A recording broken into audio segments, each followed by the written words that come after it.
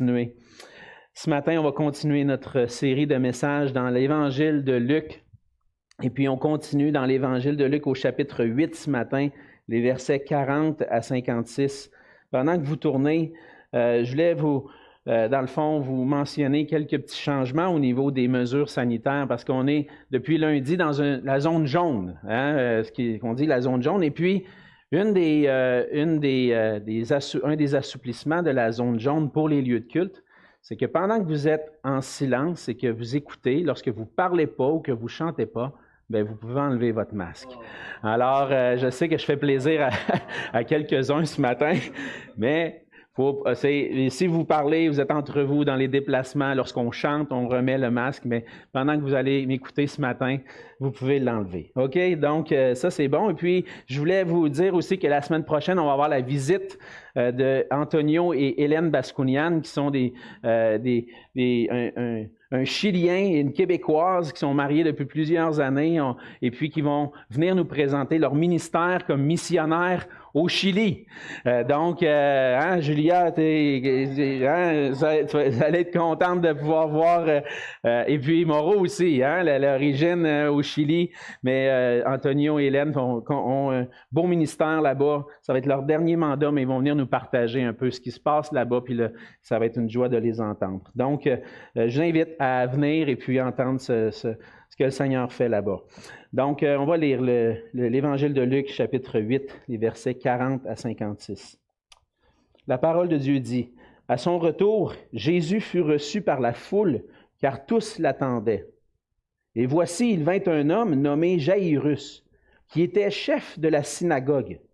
Il se jeta à ses pieds et le supplia d'entrer dans sa maison, parce qu'il avait une fille unique, d'environ 12 ans, qui se mourait. Pendant que Jésus y allait, il était pressé par la foule. Or, il y avait une femme atteinte d'une perte de sang depuis 12 ans et qui avait dépensé tout son bien pour les médecins sans qu'aucun ait pu la guérir. Elle s'approcha par derrière et toucha le bord du vêtement de Jésus. Au même instant, la perte de sang s'arrêta. Et Jésus dit, « Qui m'a touché? » Comme tous s'en défendaient, Pierre et ceux qui étaient avec lui dirent, « Maître, la foule t'entoure et te presse, et tu dis, qui m'a touché? » Mais Jésus répondit, « Quelqu'un m'a touché, car j'ai connu qu'une force était sortie de moi. » La femme, se voyant découverte, vint toute tremblante se jeter à ses pieds et déclara devant tout le peuple pourquoi elle l'avait touché et comment elle avait été guérie à l'instant. Jésus lui dit, « Ma fille, ta foi t'a sauvée. Vas en paix. »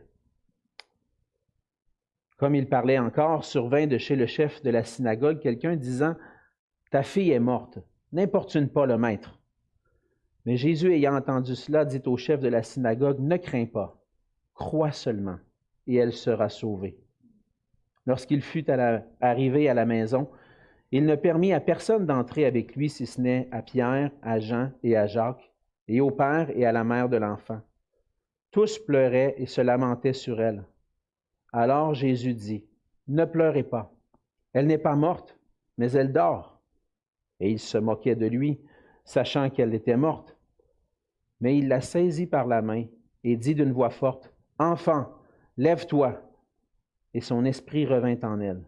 Et à l'instant, elle se leva, et Jésus ordonna qu'on lui donne à manger. Les parents de la jeune fille furent dans l'étonnement, et il leur recommanda de ne dire à personne ce qui était arrivé. On va se courber dans un mot de prière.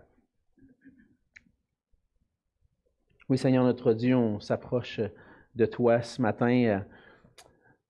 On s'approche de toi, Seigneur Jésus, pour entendre ces paroles que tu as prononcées à cet homme et à cette femme qui t'ont rencontré un jour, qui ont croisé un jour ton chemin.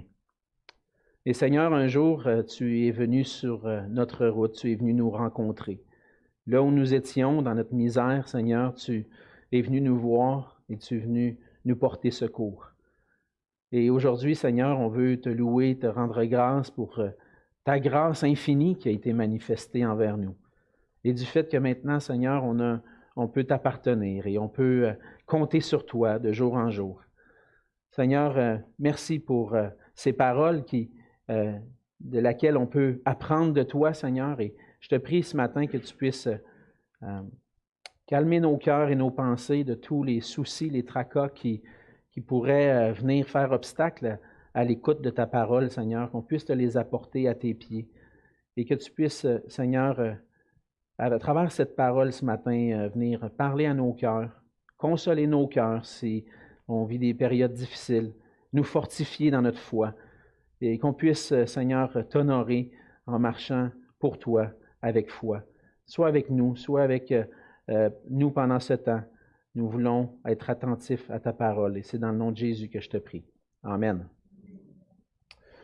La semaine dernière, on a commencé à voir ensemble que les difficultés, les épreuves, la souffrance peut causer beaucoup d'insécurité, puis parfois faire en sorte qu'on semble qu'on est sans secours, qu'on n'a pas de solution dans nos situations. Le message de ce matin est en réalité comme une suite du dernier message. Lorsque je lisais le chapitre 8, je disais, la semaine passée, j'ai lutté, j'ai dit, est-ce que je mets l'histoire de Jairus et de la femme avec le message, avec l'histoire de la tempête et puis du démoniaque? Et j'ai dit, non, je vais faire 2 messages. Puis en même temps, ce que ça veut dire, c'est qu'on continue dans cette idée qu'au milieu de l'insécurité, dans le fond, on peut vivre de l'incertitude. Et souvent, les gens vont rechercher une base sur laquelle ils peuvent s'appuyer. Les gens qui vivent l'insécurité recherchent quelque chose ou quelqu'un qui pourront faire qu'ils peuvent retrouver confiance, ils peuvent se rassurer. Je vous ai raconté l'histoire là, du monsieur là, dans la publicité qui s'inquiétait de ce qui pouvait arriver, puis là, il cherchait la solution, puis la compagnie d'assurance lui offre une solution. Ah là, je suis rassuré. Et nous, lorsqu'on vit des moments difficiles, des épreuves, des souffrances, on peut chercher où est-ce qu'on trouve notre secours? Qui peut m'aider? Qui peut m'aider dans ce que je vis? Mais ce qui est rassurant pour nous, comme chrétiens, c'est que le Seigneur est notre secours dans les moments difficiles. Mais quand les épreuves durent longtemps, quand les épreuves durent un peu plus que quelques semaines, un peu plus que quelques mois, parfois même des années, est-ce que des fois on n'aurait pas tendance des fois à perdre confiance et à dire, finalement, mon Dieu ne m'écoute pas. Mon Dieu n'est pas là, il ne revient pas à mon secours. Et il est possible qu'à travers les épreuves qui durent longtemps, qu'on puisse perdre confiance. Mais dans le passage de ce matin, on voit l'exemple de 2 personnes qui vivaient dans des situations difficiles et dont une dame ça faisait plusieurs années qu'ils vivaient une situation difficile et qui ont cherché et trouvé secours en Jésus. À ce point-ci, dans le récit de l'Évangile de Luc, plusieurs ont entendu parler de Jésus. Et puis nous, on a vu plusieurs événements dans le récit où Jésus est intervenu au milieu de la synagogue, a guéri des gens le jour du sabbat, a chassé des démons. Et puis là, la renommée de Jésus commence à se répandre. Et on voit de plus en plus les gens venir à Jésus pour trouver secours en lui, parce qu'ils ont entendu ce que Jésus peut faire. Les gens font confiance à Jésus parce qu'il est en mesure de les délivrer de leur souffrance, de leur situation difficile. Et la semaine passée, on a vu que Jésus avait sauvé ses disciples d'une situation difficile dans une situation périlleuse sur la mer, et puis qu'il a aussi délivré un homme de plusieurs démons. Et on a vu à travers ça que Jésus possède l'autorité sur toute chose. Tout ce qui existe dans l'univers, Jésus possède l'autorité sur ces choses-là. Et on a vu particulièrement qu'il possédait l'autorité sur les éléments de la nature et aussi sur le monde ennemi, les forces du diable, les forces ennemies. Jésus possède l'autorité sur ces choses-là. Et ce matin, comme je vous dis, on fait une suite parce qu'on voit encore que Jésus possède l'autorité sur toute chose, mais plus particulièrement, ce matin, on voit que Jésus possède l'autorité sur la maladie et même sur la mort. Et dans cette section de l'Évangile, de son Évangile, Luc nous montre que pour goûter la paix véritable, si je veux goûter la paix véritable, on doit faire pleinement confiance à Jésus en toutes circonstances. Et on va essayer de répondre ce matin à 3 questions à travers le passage. Je vais pas, un peu comme on fait habituellement, décortiquer les versets, mais je vais essayer de prendre l'idée dans son ensemble et essayer de répondre à 3 questions à partir du passage. La première, c'est pourquoi est-ce que je peux faire confiance, pleinement confiance à Jésus? Pourquoi? Qu'est-ce qui fait en sorte que je peux faire confiance à Jésus? Deuxièmement, comment est-ce que je peux faire confiance à Jésus? Qu'est-ce que ça veut dire, ça, placer sa foi en Jésus? Comment ça se passe là, dans la vie de tous les jours?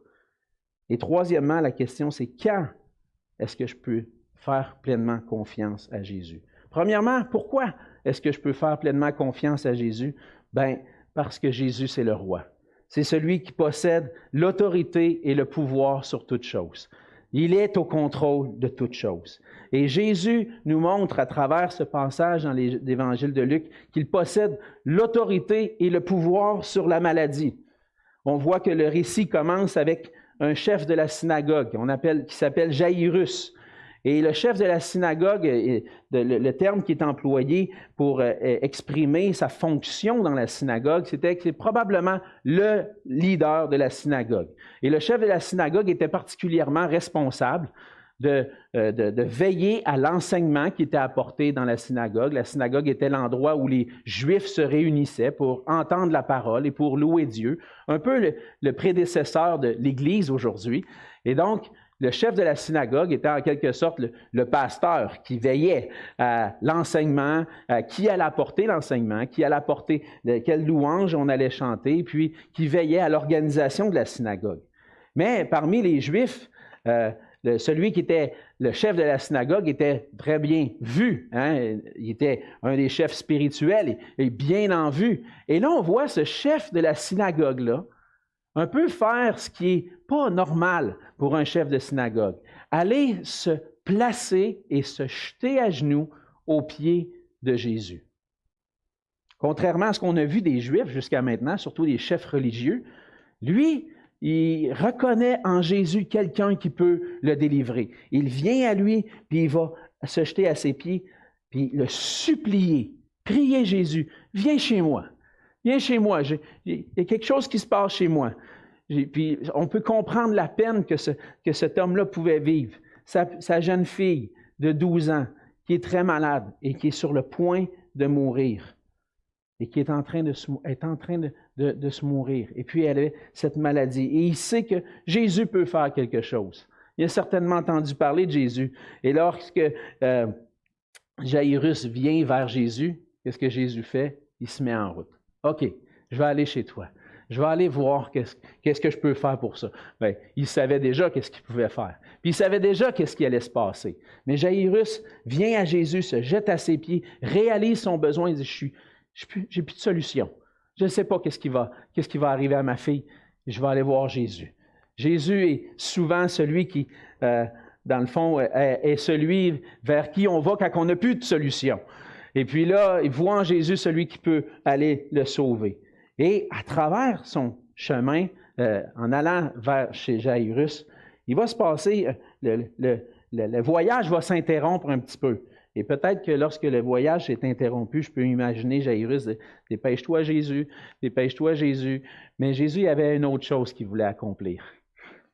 Il y a cette femme qui vient timidement par derrière, puis elle se dit en elle-même, si je peux juste toucher le bord de son vêtement, je sais que je vais être guéri. Et cette femme-là était atteinte d'une perte de sang depuis 12 ans. Et lorsqu'on comprend un peu le contexte de ce qu'elle pouvait vivre, c'est dans le contexte juif, une femme qui avait un flux de sang irrégulier ou prolongé était considérée comme impure. Et lorsque la femme était considérée comme impure, elle ne pouvait plus participer dans des rassemblements sociaux ou même religieux. Elle ne pouvait plus se rendre à la synagogue pour entendre la parole. Elle ne pouvait plus, elle était exclue, mise à part, mise de côté. Pourquoi? Parce qu'elle était impure à cause de ce flux de sang irrégulier, prolongé. Elle devait s'isoler, puis elle ne pouvait plus participer à aucun rassemblement. Et le sang, le fait qu'elle perdait ce sang, l'empêchait, la rendait impure et l'empêchait d'avoir une vie normale. Imaginez le sentiment qu'elle pouvait vivre, d'être exclue, de ne pas pouvoir faire partie, de participer, de ne pas pouvoir faire partie des rassemblements, faire partie de la famille, puis de se réjouir avec les autres, mais de toujours être à part. Et cette femme, et on voit dans l'Évangile de Luc, on l'a mentionné, que Jésus va souvent vers ceux qui sont exclus. Puis il va pour les délivrer. Et puis, mais cette femme-là vient, elle est complètement à bout de ressources. On voit au verset 43 que ça faisait 12 ans.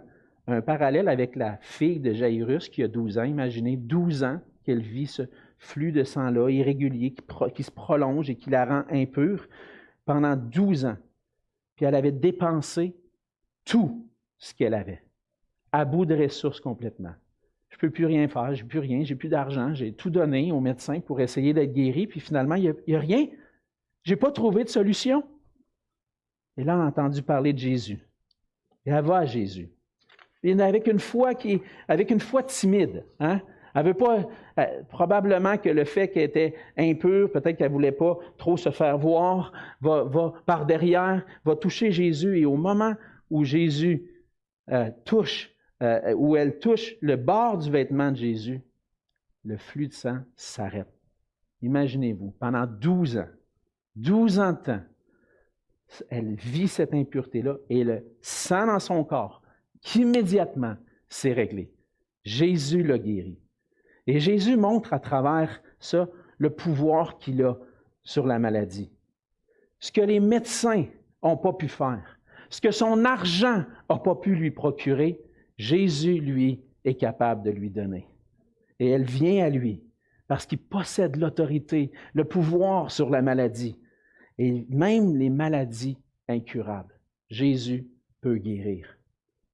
Et on voit même plus que ça, à travers ce qui va se passer avec la fille de Jaïrus. Jésus possède le pouvoir sur la maladie, mais il possède aussi le pouvoir sur la mort. Jésus s'est attardé un petit peu.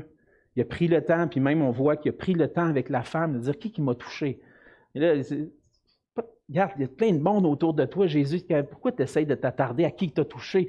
Let's go, là, on va chez Jaïrus, là, sa fille est en train de se mourir, là, on niaise pas ici. Là, hein?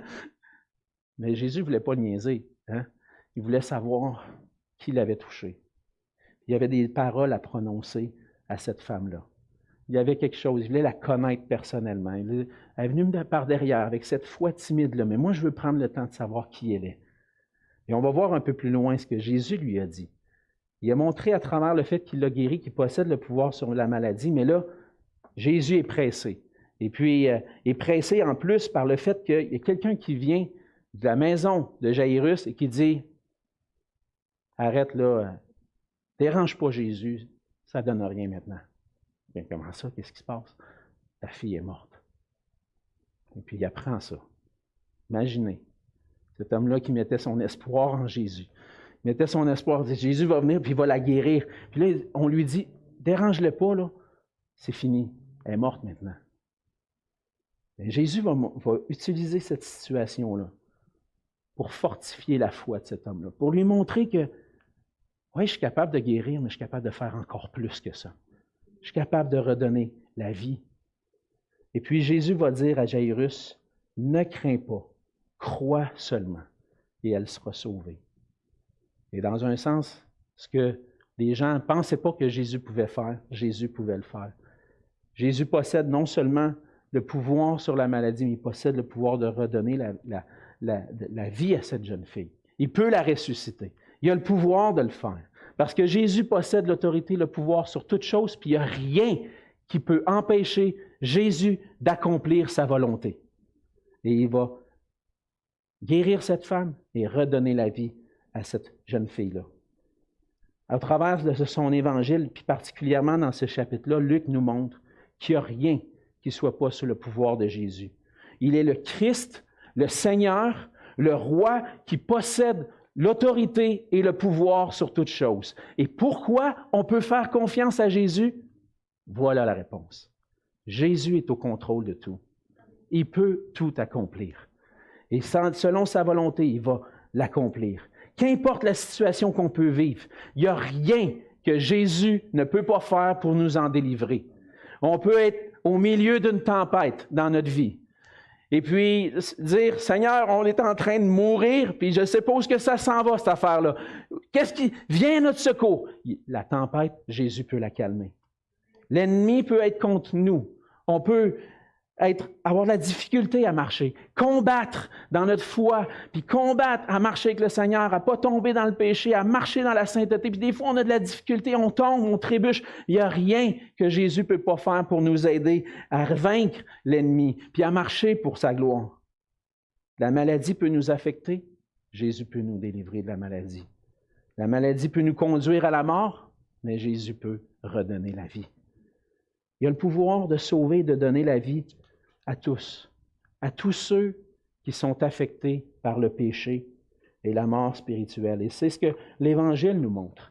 C'est qu'à travers tous ces miracles-là de Jésus, Jésus est capable de guérir, il est capable de sauver de la mort, mais il est capable de sauver de notre maladie spirituelle qu'on vit à cause du péché, puis il est capable de nous délivrer de la mort spirituelle, de cette mort spirituelle qui nous affecte, qui fait qu'on est séparé de Dieu pour l'éternité. Dans le fond, ce que Jésus peut accomplir, ce n'est pas juste des choses physiques, mais il peut nous restaurer spirituellement dans une relation personnelle avec Dieu. Lui seul peut nous sauver de notre état de pécheur et nous délivrer, nous redonner la vie éternelle.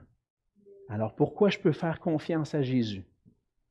Parce qu'il est le roi qui possède l'autorité et le pouvoir sur toute chose.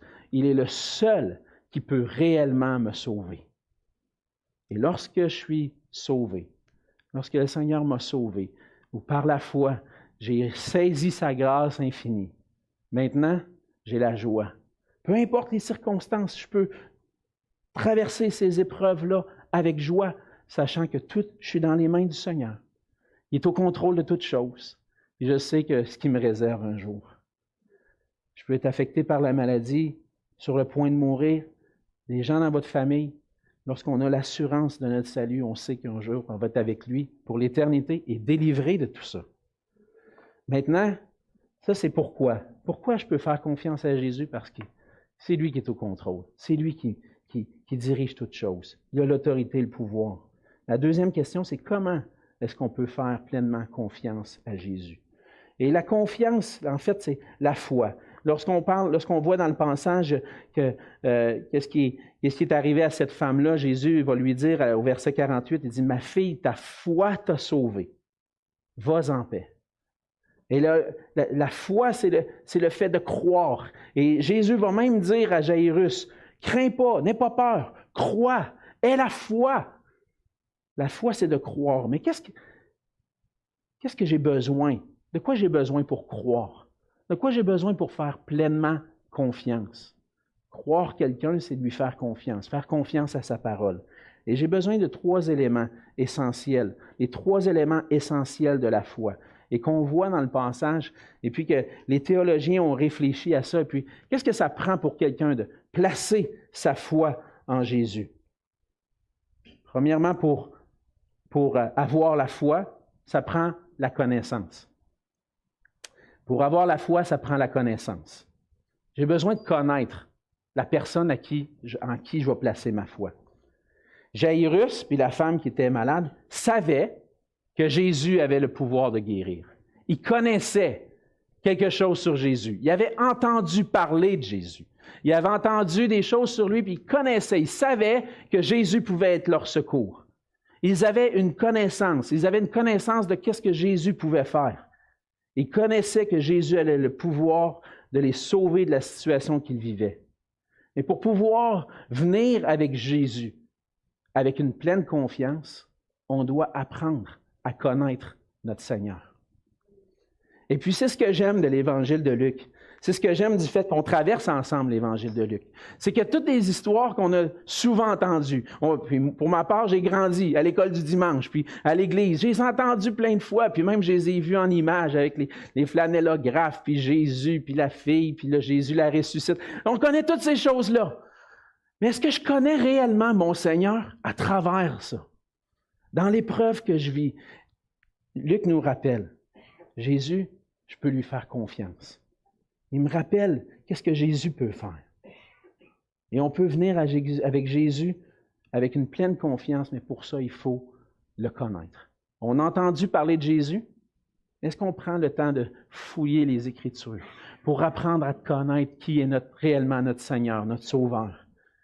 Parce que je n'ai pas juste besoin de connaître Jésus comme mon Sauveur, qui me délivre de mes péchés, puis que, gloire à Dieu, j'ai la vie éternelle, je vais au ciel. Mais j'ai besoin d'apprendre à connaître mon Seigneur, mon Sauveur, à chaque pas, à chaque moment, à chaque épreuve, moment difficile que le Seigneur permet.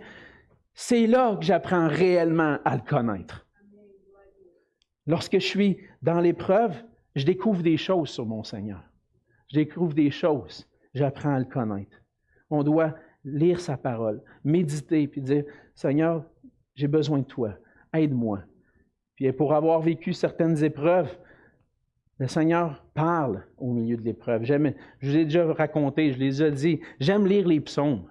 J'aime lire les psaumes quand je suis dans l'épreuve, parce qu'on voit là, dans les psaumes, le psalmiste qui vit souvent dans l'épreuve. Et qu'est-ce qu'il fait? Il crie à Dieu. Et c'est ce qu'on doit faire. Crier à Dieu, crier à notre Seigneur lorsqu'on vit cette épreuve-là. Seigneur, viens à mon secours. Là, il y a plein d'affaires qui se passent, puis je ne comprends pas.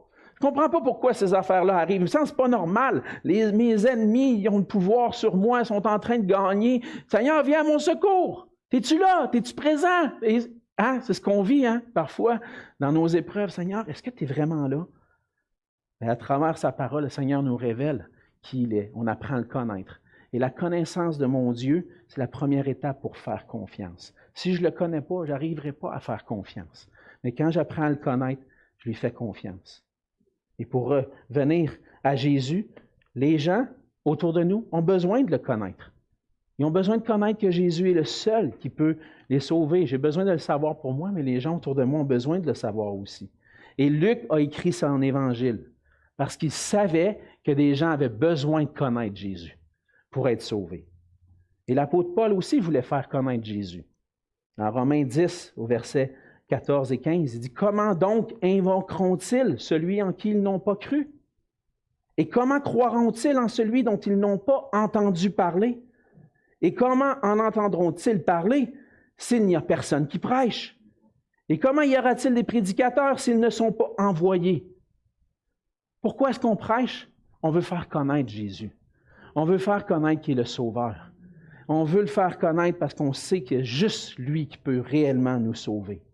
Et c'est pour ça que comme Église, on s'est donné une vision, puis on veut être ce phare qui répand la lumière de la connaissance et de l'amour de Jésus-Christ. On veut faire connaître. Parce que connaître, c'est la première étape pour faire confiance. Je dois connaître. Pour faire pleinement confiance à Jésus, on doit connaître qui est Jésus.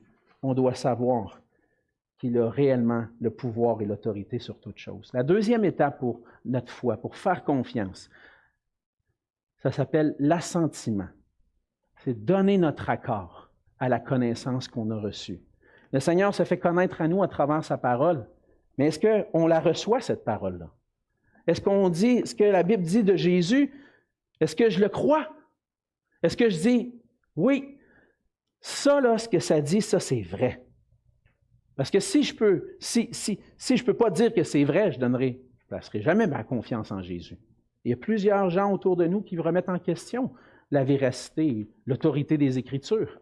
On apporte l'Évangile. « Ouais, mais ton affaire de Jésus, là, pas sûr, moi, qu'il a réellement fait des miracles. C'est un homme comme tout le monde, après tout. » Puis les gens nous remettent en question. Ils ne donnent pas leur assentiment. Ils connaissent des choses. Ils connaissent ce que la Bible enseigne. Puis, Jésus, c'est le Fils de Dieu. C'est un bon modèle. Il a montré des beaux principes.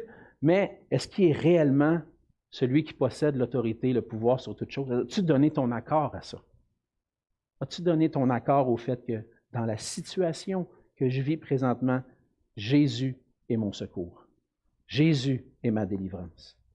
Jairus puis la femme savaient, mais ils avaient aussi accepté que Jésus était la véritable solution à leurs problèmes. C'est pour ça qu'ils sont allés à lui. Ils ont dit, j'ai plus d'autre solution, puis lui peut m'aider. Ils sont allés à lui. Et cette étape-là de l'assentiment, de faire confiance, de dire ce que la parole de Dieu dit, c'est vrai, c'est une étape importante.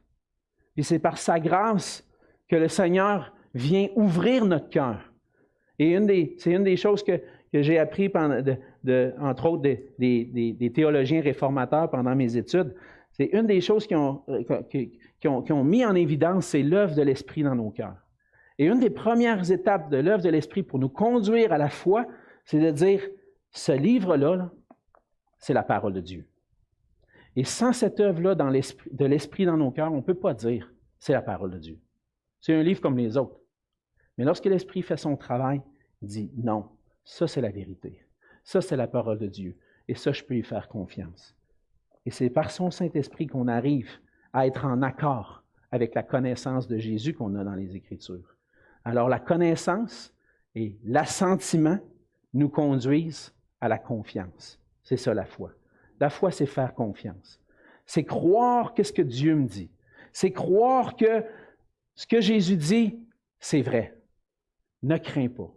Crois. Je te fais confiance. Fais confiance. Fais-moi confiance.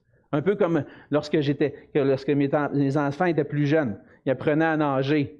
Ils étaient sur le bord de la piscine. Ils disaient, « Oui, saute, saute, je vais t'attraper. » Il dit, pas sûr, là. Hein? Je m'en souviens. Hein?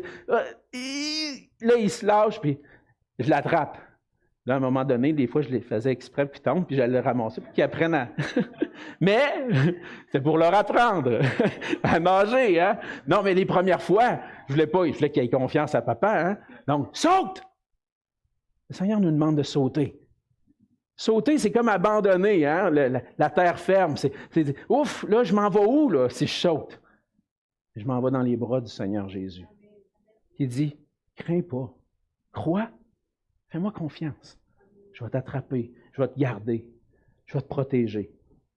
C'est cette étape-là qui nous conduit au salut. Lorsqu'on croit, lorsqu'on arrive, on apprend des choses sur Jésus, on exprime notre accord sur ce que Jésus dit, et là, on se remet pleinement entre ses mains. Je suis un pécheur, je suis perdu. Je n'ai pas d'autre solution. Seigneur, prends-moi tel que je suis. J'aime ce chant qu'on chantait plus souvent autrefois. Tel que je suis, sans rien à moi, sinon ton sang versé pour moi. Et ta voix qui m'appelle à toi. Je viens, je viens. Je me lance dans les bras de Jésus. J'ai plus rien. Mais c'est la même chose dans les circonstances difficiles qu'on peut vivre. Le Seigneur est notre secours pour notre péché, pour notre salut, mais aussi pour notre salut dans l'épreuve, pour notre délivrance dans l'épreuve. Et le Seigneur dit, viens-t'en, viens, jette-toi dans mes bras. Je vais prendre soin de toi. Tu peux me faire confiance. Les 3 étapes de la foi conduisent à la bénédiction de la foi. Et la bénédiction, c'est la paix du cœur. C'est ce qu'on voit dans le verset 48, lorsque cette femme qui était toute tremblante, qui est revenue aux pieds de Jésus, elle dit, « C'est moi qui t'ai touché, je suis impur, j'ai été malade pendant 12 ans, j'ai cru que tu pouvais être ma délivrance, je viens à toi, je t'ai touché, puis tu m'as... » Il dit, « Ma fille. » Imaginez entendre Jésus dire, « Mon fils, ma fille, t'es mon enfant, je veux prendre soin de toi. Tu me fais confiance? Ta foi t'a sauvé. » Qu'est-ce qu'il dit ensuite de ça? Va en paix. Maintenant que je fais confiance au Seigneur, dans mon épreuve, le Seigneur me donne la paix. Le Seigneur peut me donner la paix qui vient remplir mon cœur. Et lorsque Jésus a guéri cette femme, la paix est venue. Lorsque Jésus a ressuscité la fille de Jaïrus, les parents de la jeune fille, on voit au verset 56, étaient dans l'étonnement, mais je peux vous dire, je suis convaincu qu'ils étaient rassurés, qu'ils étaient heureux, qu'ils étaient en paix, dire notre fille maintenant est vivante. Puis on voit qu'elle était réellement vivante parce que le Seigneur lui dit, aussitôt qu'elle se lève, donnez-lui à manger, qu'elle puisse retrouver des forces, puis elle puisse continuer de vivre. Et le Seigneur vient donner la paix. Lorsqu'on vient à Jésus, on peut réellement goûter la paix du cœur. Et en venant à Jésus pour notre salut, on fait confiance à lui seul. Et on sait qu'à travers lui, j'ai le pardon, la réconciliation avec Dieu. Michel a lu tout à l'heure Romains 5:1. Étant donc justifiés par la foi, nous avons la paix avec Dieu par notre Seigneur Jésus-Christ. Et je pense que cette femme-là a placé sa foi en Jésus, elle a reçu la paix, mais la paix de savoir qu'elle était une enfant de Dieu, qu'elle était réconciliée avec Dieu à travers ce que Christ allait accomplir pour elle. Maintenant, elle pouvait aller en paix, non seulement de savoir qu'elle était purifiée de son impureté, mais aussi de savoir qu'elle était une enfant de Dieu par la foi. Et maintenant, nous, comme enfants de Dieu, par la foi en Jésus, on est réconciliés avec Dieu. Dieu me dit, mon fils, ma fille, il est un père pour nous, qui veut prendre soin de nous, qui veut nous donner la paix du cœur. C'est en lui faisant pleinement confiance qu'on a cette paix-là. La foi, c'est connaître mon Seigneur. C'est donner mon accord à ce que la parole m'enseigne sur lui, puis c'est de me jeter dans ses bras, lui faire pleinement confiance. Et ça conduit à la paix. Une paix qui vient de Dieu lui-même. Maintenant, la dernière question, c'est quand est-ce que je peux faire confiance à Jésus? Bien, on doit persévérer dans la foi en toutes circonstances.